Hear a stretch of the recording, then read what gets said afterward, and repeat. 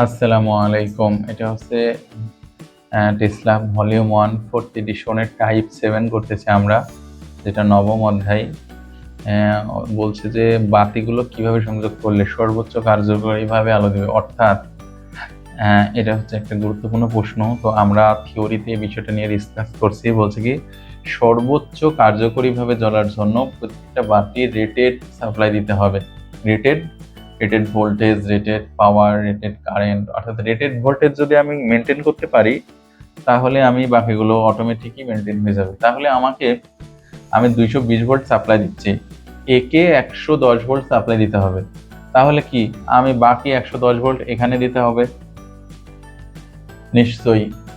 তাহলে এইটার যে রেজিস্ট্যান্স, এই দুইটা মিলে যদি রেজিস্ট্যান্স সমান করতে পারি তাহলে সমান ড্রপ করবে আর সমান ভোল্টেজ তারা সরবরাহ নিবে। তাহলে আমরা 100 ওহম রোধের রেজিস্ট্যান্স দেখলাম 121, তাহলে এটা 121 ওহম, আর এই দুইটা মিলে যদি 121 ওহম করতে পারি তাহলে আমাদের অঙ্ক শেষ।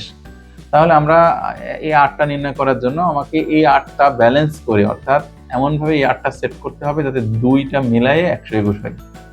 তাহলে এ 121 ওহম রোধ হবে, এরও 121 ওহম রোধ হবে, আর 40 ওহম রোধের 305। তাহলে আমরা জানি এটা প্যারালাল করলে যদি আর এর মান ব্যালেন্স করা যায়, তাহলে আমরা কি বললাম, এ আর এই 302.5, এটার যে ওহম রেজিস্ট্যান্স হচ্ছে 302.5।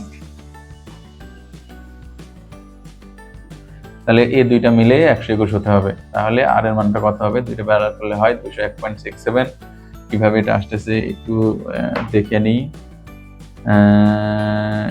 আরেক ধরলাম এক্স ইনভার্স যোগ 302.5 ইনভার্স বন্ধনী ক্লোজ ইনভার্স, এই সমান হচ্ছে 121 হতে হবে দুজন মিলে। তাহলে শিফট সলভ সমান, তাহলে 201.6667, 201.67 ওহম যদি হয় তাহলে আমরা বলতে পারি যে এই আটটার মান, এই দুইজন মিলে কম্বাইন্ড রেজিস্ট্যান্স 121, তাহলে এরও 121, এরও 121, তাহলে দুজন যেহেতু ডাবল ভোল্টেজ দেওয়া হয়েছে তাহলে সমান ভোল্টেজ পেয়ে যাবে এবং সেটা 110 করে।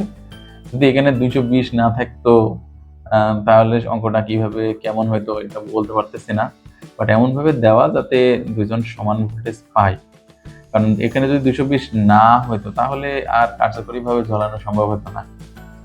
তো ঠিক আছে, তাহলে আমরা আর এর মান যদি 201.67 ওহম হয় তাহলে বাতিটি কার্যকরীভাবে জ্বলবে। এখন আমরা টেস্ট করে দেখবো যে কার্যকরীভাবে জ্বলছে কিনা, অর্থাৎ 100 ওয়াটের বাতি 100 ওয়াটই দিচ্ছে কিনা, 40 ওয়াটের বাতি 40 ওয়াটই দিচ্ছে কিনা। ঠিক আছে, ওকে।